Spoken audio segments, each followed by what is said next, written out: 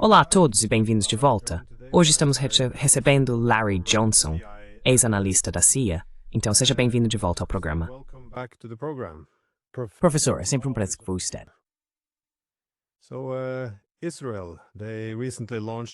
Então Israel lançou recentemente esse ataque em Doha, no Catar, que vale lembrar, é um aliado próximo dos Estados Unidos no Golfo. O objetivo desse ataque foi, claro, Israel tentar assassinar os negociadores de paz do Hamas, que estavam lá para negociar. Agora que a poeira começou a baixar, podemos começar a avaliar algumas das consequências disso. Como você avalia a reação a esse ataque?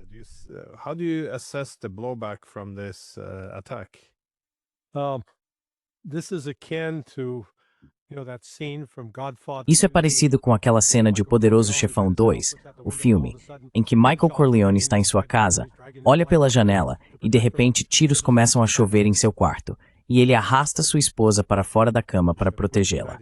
Isso foi um ataque com os Estados Unidos, diferente dos Emirados ou dos Sauditas. A base aérea de Al-Udeid é a sede avançada do Comando Central dos Edalsways. Também é a sede do chamado SAOC, o Centro de Operações Aéreas Combinadas. E esse CAOC une vários portugueses de quem há muito tráfego aéreos de Dadignjai, da Turquia, Síria e do Mauritânia. Isso ubicado Torbreda. Over into Iran. So it covers the entire area. I know from a friend of mine who served there.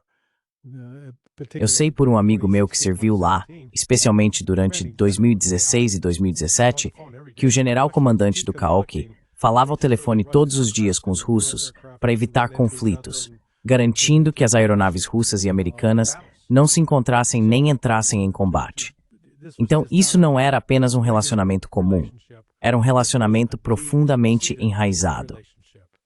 E para Israel realizar esse tipo de ataque lá, não há como é impossível que isso pudesse ter acontecido sem permissão e ou participação dos Estados Unidos, ou ambos. Isso serviu como um alerta para os cataris, e não só para eles, mas para o resto da região, porque todo mundo meio que sabe, enquanto os Estados Unidos os tratam como se fossem, trabalhadores de segunda ou terceira classe, eles próprios tendem a olhar para os Estados Unidos com certa arrogância, e dizer, os americanos não são tão espertos quanto nós.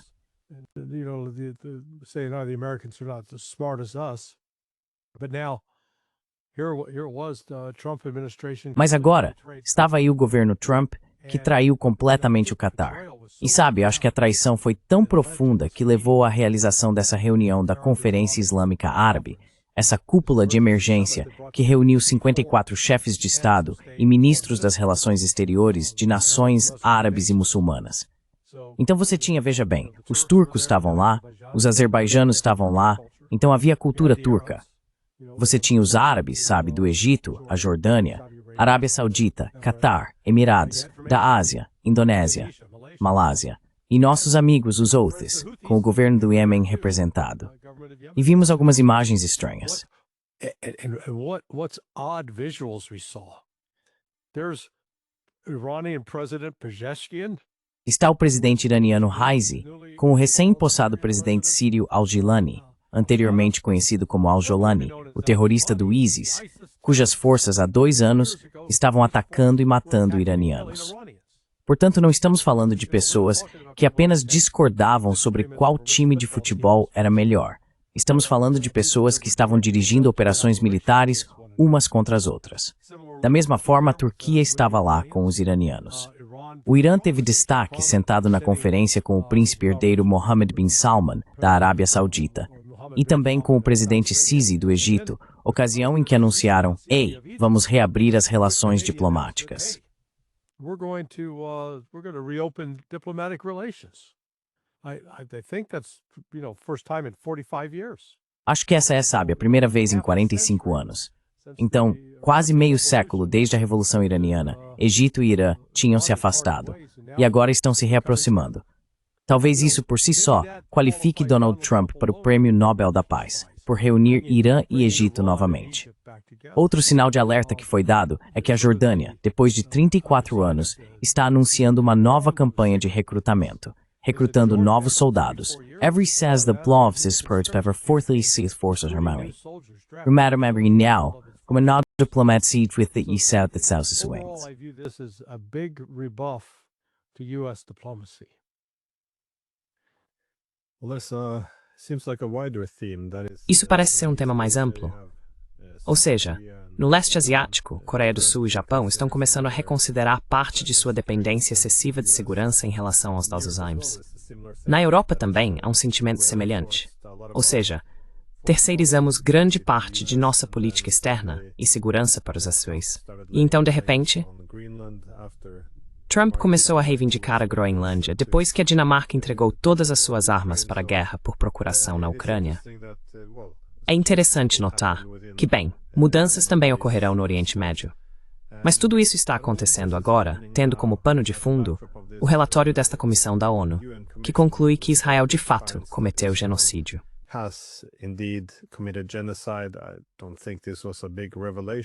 Eu não acho que isso tenha sido uma grande revelação para a maioria das pessoas. Mas considerando que esses relatórios vêm das Nações Unidas, isso realmente coloca uma certa pressão sobre todos os países do mundo para que façam algo. Quero dizer, parece que a União Europeia mudou de postura, passando daquele apoio entusiástico e cumplicidade no genocídio, para agora parecer um pouco mais cautelosa, querendo lavar as mãos de toda a situação. Se isso vai ser significativo ou apenas teatro político, eu não tenho certeza. Como você vê as consequências do relatório da ONU? Consequences from the UN report. Well, it's a movement in the right direction, and I think you're very. Bem, é um movimento na direção certa. E acho que você foi muito perspicaz ao notar que é mais teatro político do que substância real. Vamos começar primeiro com a Cúpula Árabe Islâmica e a declaração que eles emitiram. Nela, eles falam sobre tomar uma ação conjunta para que Israel seja removido, expulso das Nações Unidas. O que, à luz deste relatório, significa que pode realmente haver algum impulso por trás desse movimento para que isso aconteça. E isso vem logo após a semana passada, quando os Estados Unidos se juntaram aos outros membros, tanto permanentes quanto temporários, do Conselho de Segurança da ONU para censurar Israel por seu ataque ao Catar. A solução diplomática foi não mencionar Israel pelo nome, mas foi algo como, sabe, aquele cara de terno preto que está ali na esquina com um guarda-chuva na mão e usando um chapéu coco.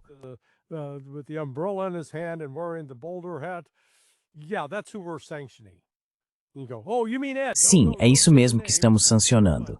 E eles dizem, você quer dizer o Ed? Não, não diga o nome. Enquanto você não disser o nome, é como Voldemort, não diga o nome, mas sabemos de quem se trata. Então essa foi a primeira vez. Não consigo me lembrar da última vez que Israel foi sancionado no Conselho de Segurança da ONU.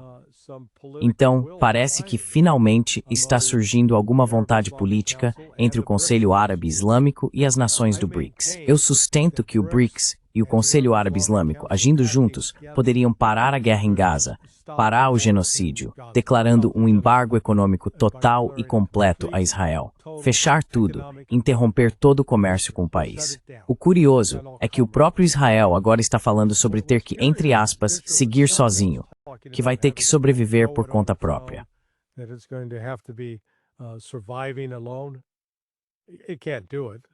Eles não conseguem fazer isso. Eles estão delirando. Mas o fato de começarem a reconhecer o quão isolados estão é significativo. Ainda assim, continuamos no ponto em que o único governo no mundo que poderia fazer diferença imediatamente é a Turquia, cortando de fato o fluxo de petróleo para Israel. E até agora, a Turquia se recusou a fazer isso, mesmo com Erdogan tendo participado daquela cúpula, assim como o governo do Iêmen. Então, sabe, eles estão começando a se mover na direção certa.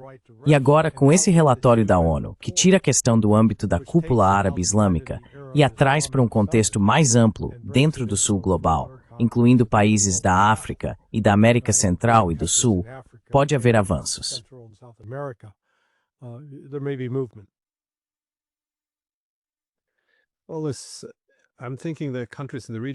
Acho que os países da região, no entanto, devem perceber as implicações mais amplas, porque isso não é simplesmente um massacre em massa em Gaza. Isso também se espalhou para a derrubada do governo na Síria, a destruição parcial da Líbia, os ataques à Síria, ataques frequentes ao Iêmen. Os líderes israelenses começaram a falar sobre a Grande Israel, onde simplesmente mostram um mapa e pegam uma parte dos países vizinhos. Claro, há o ataque ao Irã. Quero dizer, tudo isso deve estar deixando alguns dos atores regionais um pouco inquietos e preocupados. Especialmente porque não parece que Israel esteja fazendo isso a partir de uma posição de força. It doesn't seem as if Israel is doing this out of strength. On the contrary, because Pelo contrário, como os Estados Unidos estão sinalizando que querem se afastar um pouco da região, e isso também faz parte das mudanças mais amplas de poder, à medida que o poder se desloca para o Oriente, você pensaria que Israel calcularia que, tendo uma posição mais forte hoje do que terá amanhã, gostaria de fechar um acordo de paz agora. Mas, em vez disso, eles parecem buscar uma vitória total sobre todos, enquanto seu principal aliado, os Estados Unidos, ainda mantém, creio eu, uma presença dominante na região. Mas começa a parecer um estado suicida, porque é muito difícil imaginar como isso poderia ter um final feliz para Israel. How this can have a happy ending for Israel, though.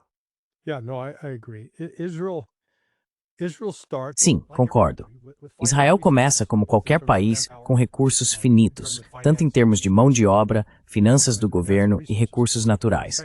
Na verdade, Israel está em certa desvantagem, porque é um país relativamente pequeno, com agora 7 milhões de pessoas, talvez menos, além de depender do fornecimento externo de petróleo e gás natural. Não é rico em nenhum recurso natural e, mesmo assim, está expandindo a guerra ao atacar o Iêmen, atacar a Síria, atacar o Líbano, atacar o Catar, tentando conduzir operações terrestres na Líbia, Síria, Cisjordânia, além de Gaza. E já estamos chegando a 2 anos desde o início da resposta aos ataques 7 de outubro pelo Hamas.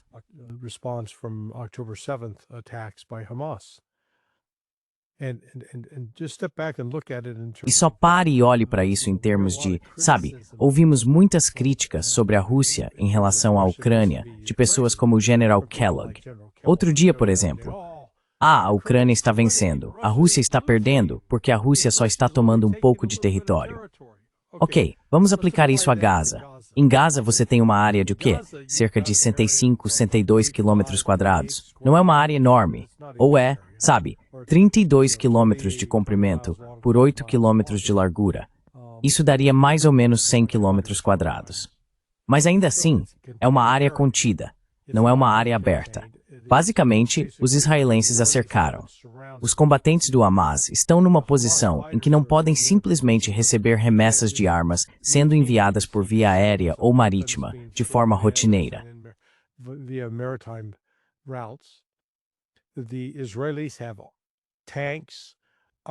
Os israelenses têm tanques, veículos blindados, helicópteros, aviões de asa fixa, artilharia, morteiros, imagens aéreas e vastos recursos de inteligência. E eles têm uma maneira muito fácil de serem reabastecidos com comida, munição, remédios e suprimentos de primeiros socorros. O Hamas não tem nada disso. Eles têm fuzis, algumas armas curtas e alguns morteiros, mas não carregam armamento pesado. E ainda assim, apesar de todo o peso do exército israelense, que supera o Hamas em pelo menos 3-1, o Hamas continua causando baixas em Israel. Quero dizer, realmente é uma história notável.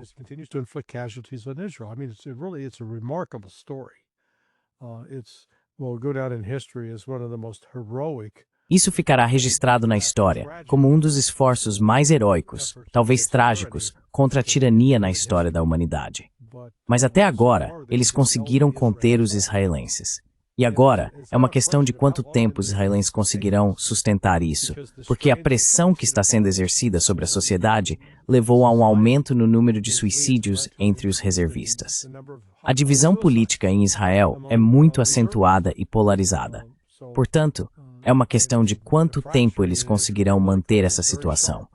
E com sorte, eles não vão agravar o problema atacando o Irã, porque acredito que, se decidirem atacar o Irã novamente, os Estados Unidos não conseguirão salvar Israel com uma intervenção de última hora ou negociando um acordo com Teherã.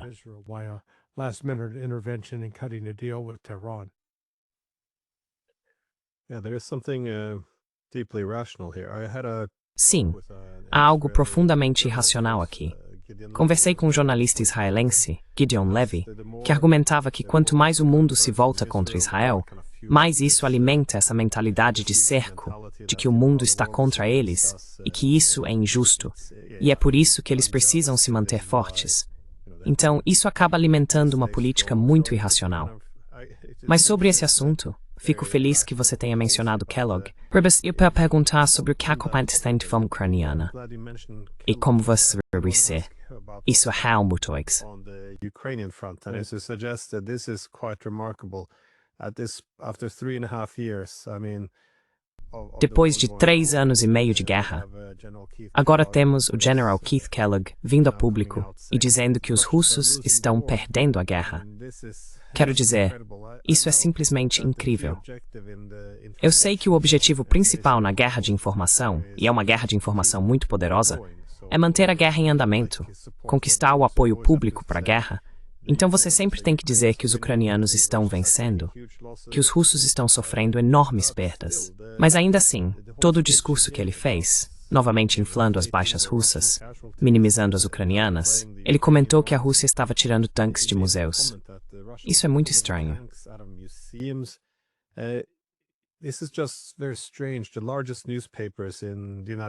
Os maiores jornais dos Estados Unidos, acho que tanto o New York Times quanto o Washington Post, relataram que o exército russo está produzindo tanques em massa, mas todos estão sendo enviados para a retaguarda para um acúmulo.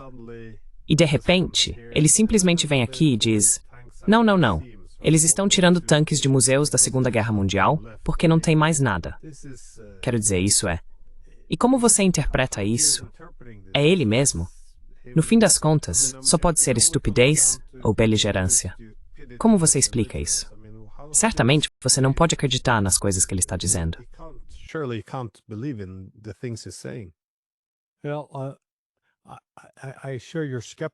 Bem, eu compartilho do seu ceticismo.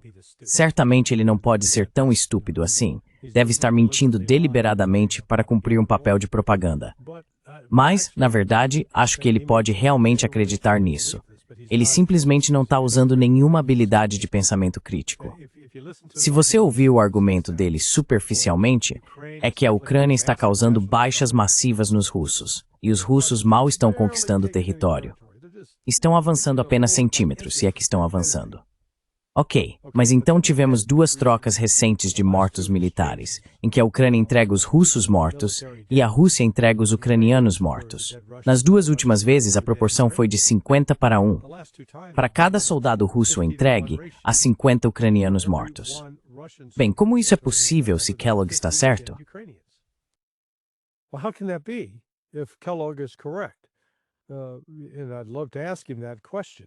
E eu adoraria fazer essa pergunta para ele e ouvir a resposta. Porque ele disse, não, isso é a Rússia.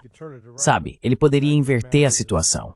Mas o fato é que para cada russo morto, há 50 ucranianos mortos. Bem, já ouvi alguns argumentarem, não, isso é simplesmente porque os russos estão avançando tão rápido pelo campo de batalha que os ucranianos não têm tempo de recolher os corpos dos russos. Então, espere um segundo. Kellogg estava dizendo que eles estão avançando tão devagar, sabe? Que não estão se movendo nada. E agora, de repente, você está me dizendo que eles estão avançando tão rápido que os ucranianos não têm tempo de recuperar os corpos. Então, afinal, é rápido ou devagar? Só, sabe, vamos escolher uma narrativa e manter a consistência.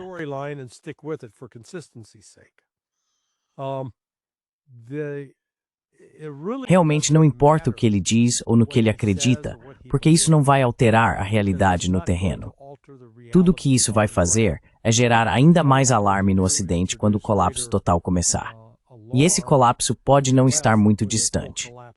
Já nas últimas 2 semanas, de novo, sabe, Kellogg aparentemente não acredita no General Syrskyi, que disse que a Rússia tem uma vantagem de 3 para 1 em efetivo ao longo da linha de frente. Como isso aconteceu? Porque se você voltar 3 anos e meio, era a Ucrânia que tinha uma vantagem de 2 ou 3 para 1 em número de tropas, não a Rússia.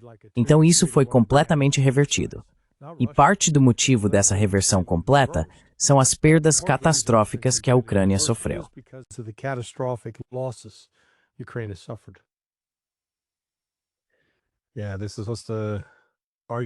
Sim, esse era o argumento de que os ucranianos haviam perdido, o quê? 30 mil soldados. mas agora precisam mobilizar centenas de milhares. É essa empatia muito estranha e falsa pela Ucrânia, em que minimizam todos os horrores que estão acontecendo, desde as baixas na linha de frente até o recrutamento brutal de ucranianos. Quero dizer, até as pesquisas mostram que os ucranianos querem negociações imediatas para acabar com isso. Nada disso vai aparecer na mídia. Nada disso ouço por pessoas como Kellogg, porque ao tudo isso enfraquece o público ao esforço de guerra.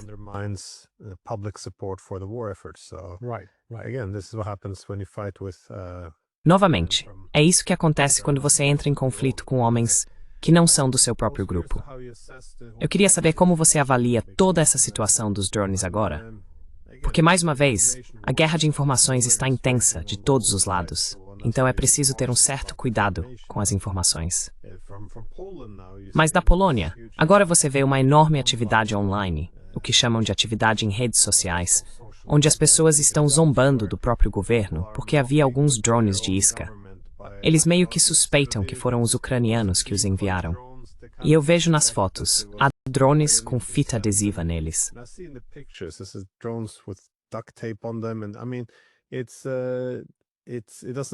E quero dizer, não parece que todo mundo está completamente convencido. E de novo, não sou especialista em armamentos, mas eu teria pensado que se realmente quisessem convencer a todos e evitar qualquer especulação ou teoria da conspiração, por que não fazer uma investigação adequada sobre isso? Mas em vez disso, alguém aponta o dedo para a Rússia, e nesse clima, quem é capaz de dizer, bem, temos certeza disso? Não deveríamos analisar melhor? Quero dizer, isso faz de você pró-Rússia. Você vira um defensor do Putin. Não é permitido criticar nenhuma acusação. Então você acaba com os radicais controlando o diálogo. Mas como você está avaliando essa situação dos drones?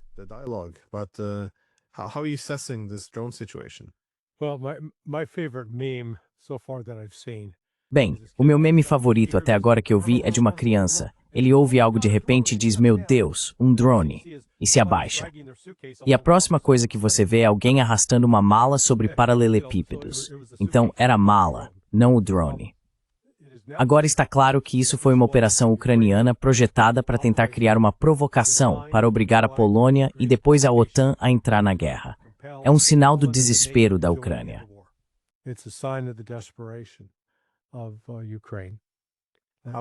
Como sabemos disso, então?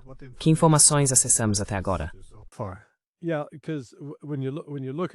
Sim, porque quando você olha para onde alguns dos drones, como você corretamente observou, fita adesiva, eram drones que tinham caído dentro da Ucrânia. E então, sabe, estou fazendo um salto analítico aqui, mas estou muito confiante de que não havia outro motivo ou propósito para isso. Quero dizer, veja, se a Rússia fosse atacá-los com drones, com certeza enviaria drones com explosivos, capazes de causar danos, e eles atingiriam alvos militares. Não foi isso que aconteceu. E, na verdade, nem temos certeza de quantos drones havia. Se considerarmos o número de Radosław Sikorski, foram 19. E desses 19, com toda a tão elogiada defesa aérea e aeronaves de combate que foram deslocadas para a linha de frente, eles só conseguiram derrubar 3 desses drones.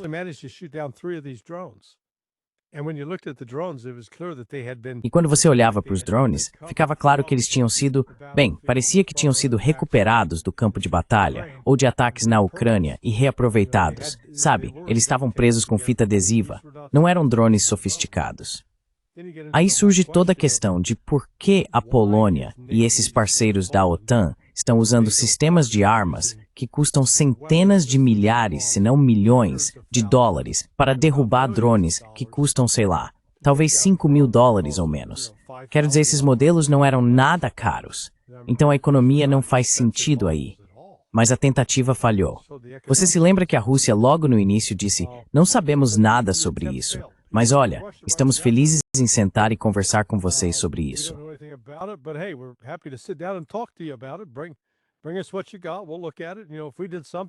Traga o que você tem. Vamos analisar. Sabe, se fizemos algo, pedimos desculpas.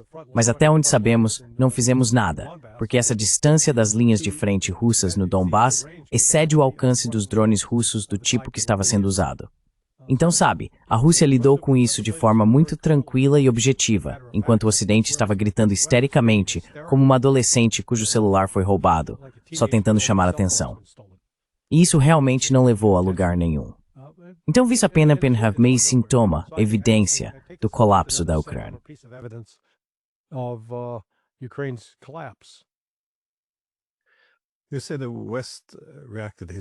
Você diz que o Ocidente reagiu de forma histérica, mas acho que, mais precisamente, você diria que os europeus agiram de forma histérica, porque os europeus ficaram um pouco irritados com o Trump, já que ele não entrou na onda de ódio e pânico. Ele pareceu muito indiferente em relação a tudo isso. E eu diria, para ser justo, que a única coisa que parece ter sido atingida foi uma casa na Polônia.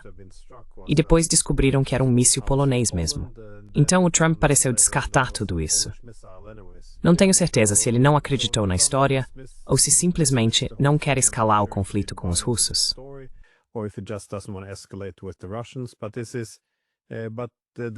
Mas o desejo dos europeus de obter uma resposta contundente dos Estados Unidos é, de certa forma, um indicativo de onde eles estão posicionados em toda essa situação. Sem entrar na questão de quem estava por trás dos drones, essa ânsia de envolver constantemente os americanos mais profundamente, ou de trazê-los de volta para a guerra, parece apenas indicar que os europeus realmente não têm nenhuma estratégia além de prolongar o conflito, manter os ucranianos na luta e garantir mais apoio americano para a guerra. Não ouço estratégias claras em termos de objetivos e de como alcançá-los.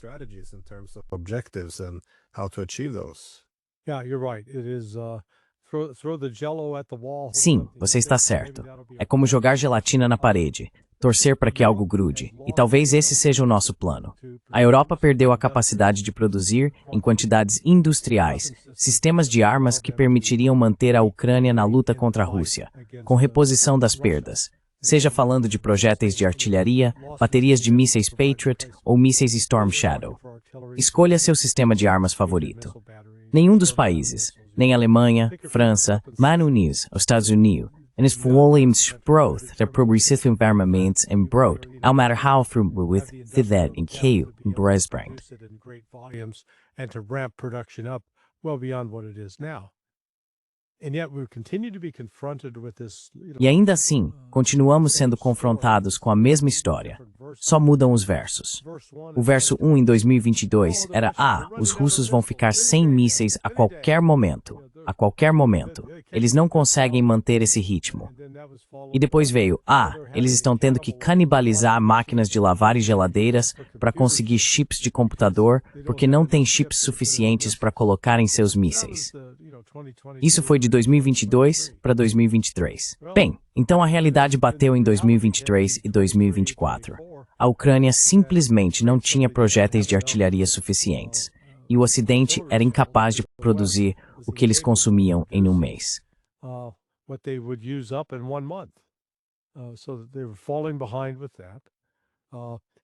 Então eles estavam ficando para trás nisso.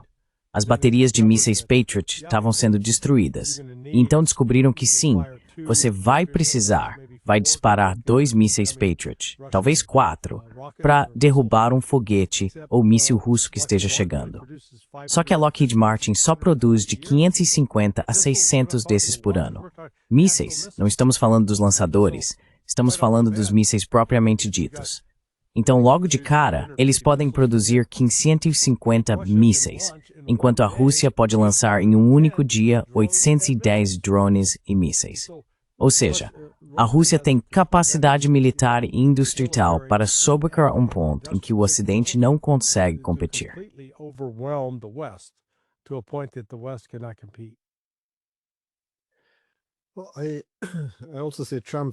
Também vejo que a retórica do Trump em relação à Rússia pode ser interpretada, acho, de várias maneiras.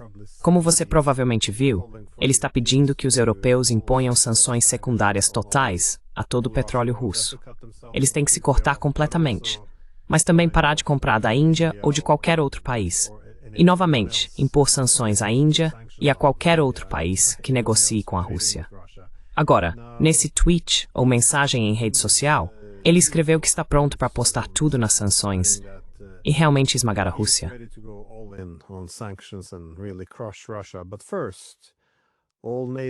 Mas primeiro, todos os países da OTAN, todos eles, o que incluiria países como a Turquia, teriam que concordar em parar de comprar petróleo.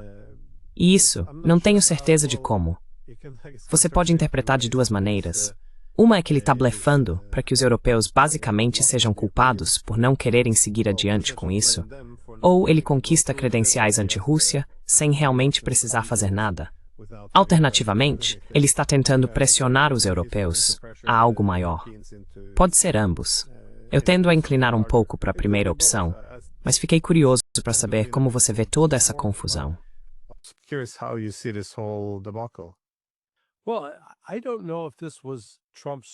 Bem, eu não sei se essa foi a estratégia do Trump desde o início. Acho que nosso amigo Alex Cranor, talvez, sabe, ele diria, viu, eu estava certo. Eu adoro o Alex e sua disposição em assumir que o Trump pode ser mais inteligente do que pensamos. Eu estou em um campo um pouco diferente. Não acho que o Trump tenha planejado isso naturalmente dessa forma, mas ele certamente está aproveitando como as coisas estão se desenrolando. E o que quero dizer com isso é que agora ele colocou toda a responsabilidade nas costas da Europa. Olha, nós, os Estados Unidos, poxa, estamos totalmente dentro. Vamos lutar com vocês. Vamos abastecer a Ucrânia até o fim. Mas vocês vão primeiro. Vocês colocam o dinheiro, vocês fornecem os mísseis, vocês impõem as sanções, vocês levam o prejuízo aí. E aí a gente embarca com vocês. E a Europa está dizendo, espera um segundo, não. And Europe's going, no, wait a second, no. You go first. And Trump said, no, we're not doing that. Você começa. E Trump disse, não vamos. Não vamos fazer isso. Essa é a sua guerra. Ficaremos felizes em ajudar vocês como amigos. Estamos aqui, mas vocês têm que fazer isso. E sabe, qualquer consenso que pudesse ter existido antes disso, simplesmente se desfez, fragmentou. Então ninguém tá. Veja o Reino Unido, por exemplo. Eles acabaram de assinar um acordo de livre comércio com a Índia, considerando o histórico colonial deles com a Índia. E sabe, o Starmer disse, não vou voltar atrás. Não vamos dizer aos indianos, esqueçam, mudamos de ideia, vamos fazer o que os Estados Unidos querem. Então isso, Glenn, acho que é só mais um exemplo de como a hegemonia dos Estados Unidos nos âmbitos econômico, político e militar mudou. On both the economic, political, and military front. This is one more example of that hegemony fading. Este é mais um exemplo dessa hegemonia se esvaindo, desaparecendo. Vimos isso militarmente com os Houthis nos expulsando a Marinha dos Estados Unidos do Mar Vermelho. Trump pode alegar que eles capitularam o quanto quiser, mas isso simplesmente não é verdade. Economicamente, temos a Índia e a China vendendo seus títulos do Tesouro Americano, seus T-bills, e começando a realizar transações comerciais com grandes empresas, tanto dentro dos BRICS quanto fora deles, com base em suas respectivas moedas. Então, a demanda pelo dólar desapareceu. E temos algumas evidências de que isso de fato está acontecendo. Segundo dados registrados até junho de 2025, o número de transações via SWIFT caiu 15% em comparação com 2024. Bem, esse é um número significativo.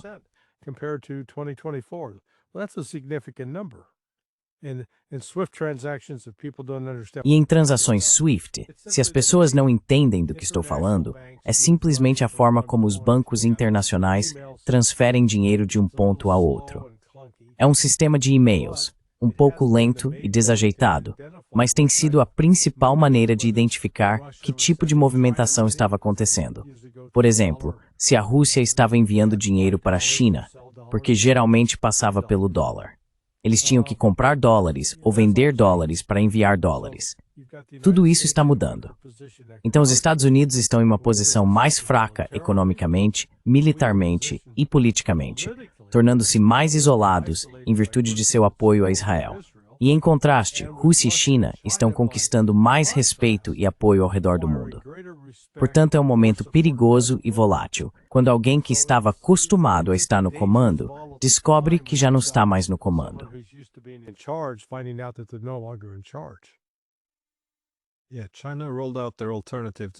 Sim, a China lançou sua alternativa ao SWIFT, acho que foi em 2015.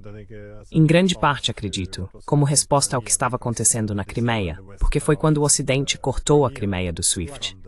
E foi algo um pouco irônico, porque disseram que a Crimeia estava sob ocupação. Então não cortaram o restante da Rússia, apenas a parte que disseram estar ocupada. Foi uma abordagem estranha. Mas a Rússia também tem agora sua própria alternativa. E isso também tem ramificações para os Estados Unidos.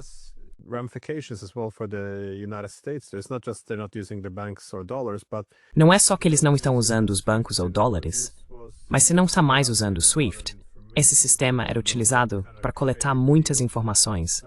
Assim, eles sabiam que tipo de acordos comerciais estavam sendo feitos entre, por exemplo, China e Brasil. Porque se não estão mais usando isso, acabam perdendo essas informações e a capacidade de preparar de forma eficaz os agricultores americanos para o que eles podem realisticamente esperar em termos de demanda. Eles realmente não conseguem fazer isso sem ter uma visão clara dos números. Isso está tendo muitas ramificações a longo prazo. Eu acho que eles não pensaram completamente nas consequências. E não é só a Rússia. O mundo todo agora está pensando, sabe, nós podemos ser os próximos.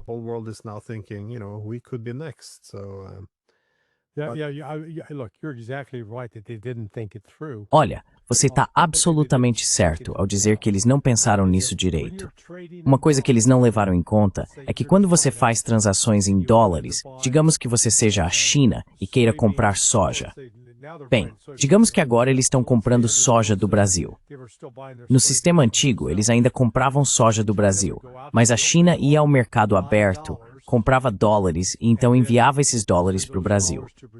Depois, o Brasil podia ficar com os dólares, convertê-los para outra moeda ou enviá-los para o exterior. Isso era antes. O que está acontecendo agora é, e isso realmente aconteceu nos últimos 3 meses, que a China cancelou seus contratos para comprar soja dos Estados Unidos por causa das tarifas, como um sinal de descontentamento, e transferiu todo esse negócio para o Brasil.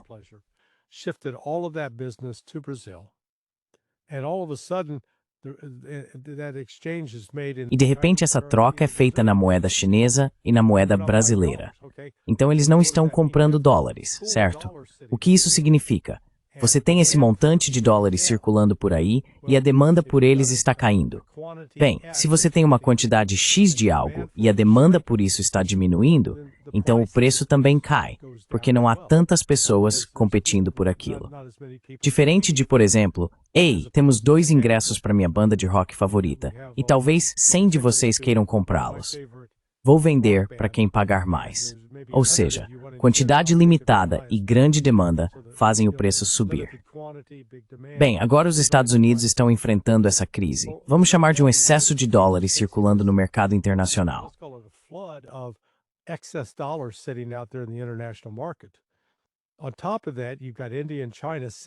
Além disso, Índia e China estão vendendo seus títulos do Tesouro dos Estados Unidos. O que isso faz é aumentar a oferta de dólares, a tal ponto que o preço do dólar cai. O dólar fica menos valioso porque há muito dele em circulação.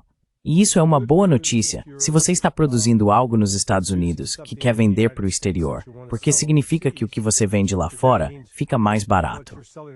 Mas digamos que eu queira ser um distribuidor de vinhos da Great Wines of New Zealand.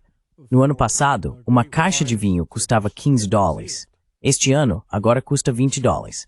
Eu tenho que pagar $20 para conseguir a caixa só porque o dólar agora vale menos. Bem, isso significa que, se eu for vender esse vinho nos Estados Unidos, o preço vai subir. E é isso que ajuda a desencadear a inflação, que é de fato o que os Estados Unidos estão vivendo agora.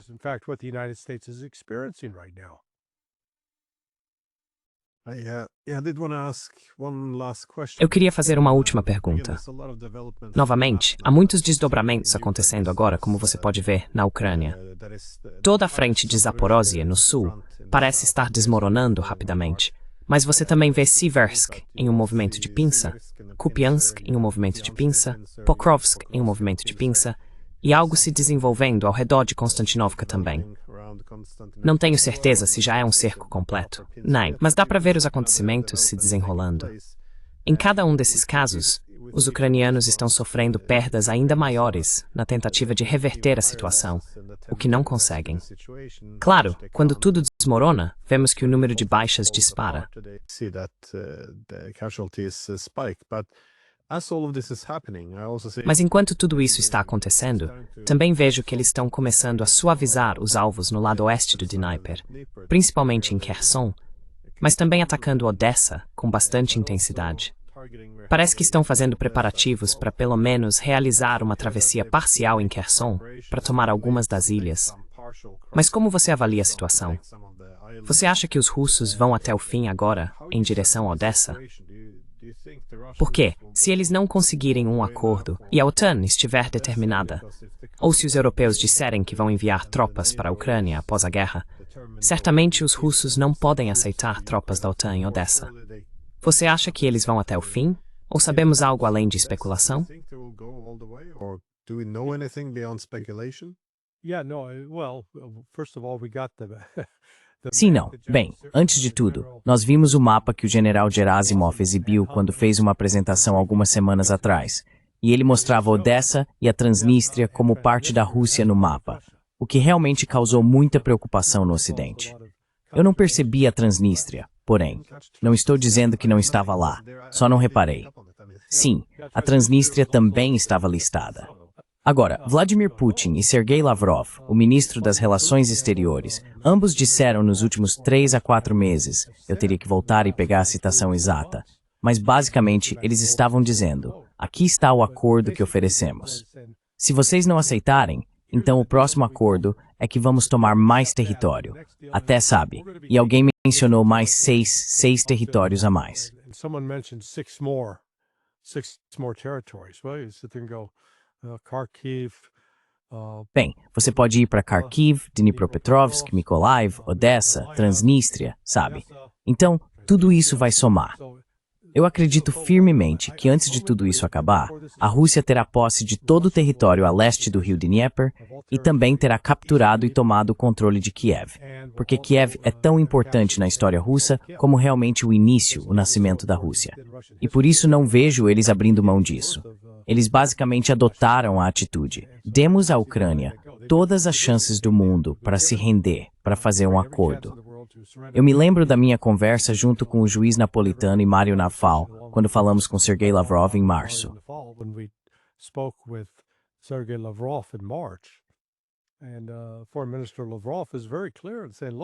E o ministro das Relações Exteriores, Lavrov, é muito claro ao dizer, veja, aquele acordo que assinamos, que permitiria que o Donbass, tanto Donetsk quanto Luhansk, continuassem fazendo parte da Ucrânia, foi trazido à mesa pelos próprios ucranianos. E nós concordamos com ele justamente porque tinha cláusulas para proteger as pessoas nesses oblasts. Mas ele disse que a Ucrânia desistiu do acordo. Então mudamos o trato. Agora tornamos essas regiões parte da Rússia. E então ele disse, isso não vai mudar. Elas não vão voltar. O mesmo vale para Zaporizhia e Kherson. Então eu prevejo que enquanto a guerra continuar, a Rússia vai retomar, eles vão retomar, Odessa. É uma parte importante demais da história russa.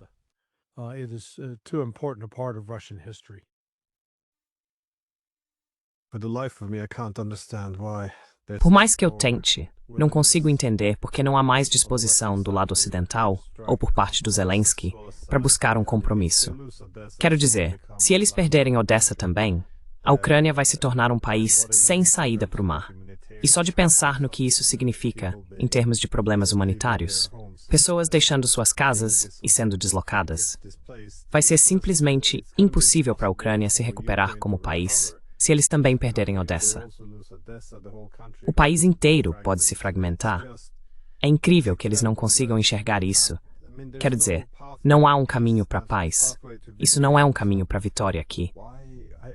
Então eu simplesmente não entendo a relutância, nem mesmo para conversar com os russos do lado europeu. Não faz sentido algum. É extremamente frustrante de assistir. E enquanto isso, eles fazem tudo isso sob o lema de agora estamos ao lado da Ucrânia, sabe? Como se fosse até o último ucraniano. É muito sombrio.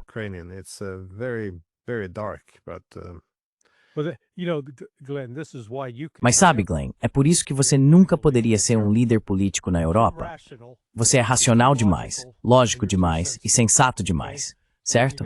Então, quando você reúne racionalidade, lógica e sensatez, porque estamos vendo exatamente o oposto aqui. O que você descreveu é exatamente o que deveria estar acontecendo.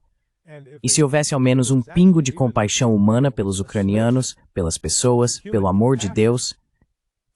Mas durante todo esse processo, vimos o Ocidente continuamente provocar a Rússia e pressionar a Rússia, porque não tem absolutamente nenhum desejo de viver em paz com a Rússia.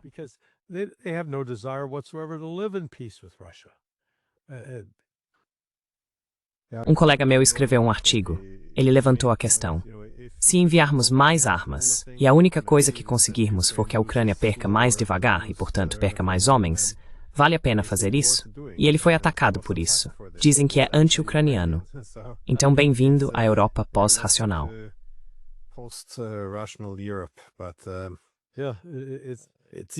Sim, sabe, eu não sei sobre... Bem, ok. Você é o historiador. Me diga, quando você voltou e leu sobre a Primeira Guerra Mundial, as histórias da Segunda Guerra Mundial, você já teve aqueles momentos em que estava lendo e pensou, como as pessoas podiam pensar assim? Ou será que elas não conseguiam ver o que estava acontecendo?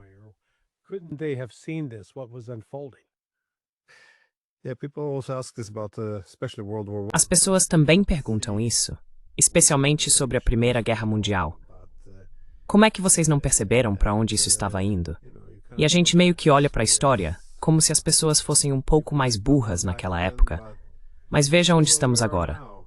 Não podemos vencer a guerra, mas não queremos conversar com o adversário. Nossa única solução é fazer esses ataques de longo alcance contra a Rússia. No momento em que os russos estão acabando com a Ucrânia, eles estão furiosos com a Europa. E eles realmente não acham que os americanos vão socorrer a Europa se eles revidarem.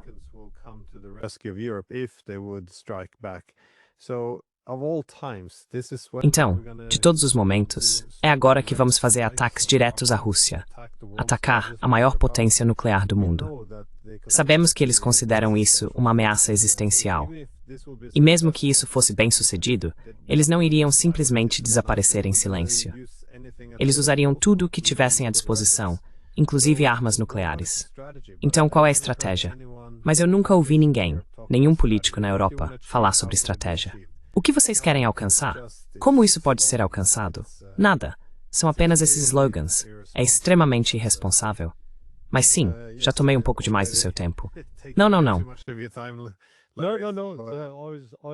É sempre um prazer conversar com você e ouvir sua perspectiva também. Então agradeço pelo convite. Obrigado mais uma vez por participar. Tudo bem, meu amigo. Tchau, tchau.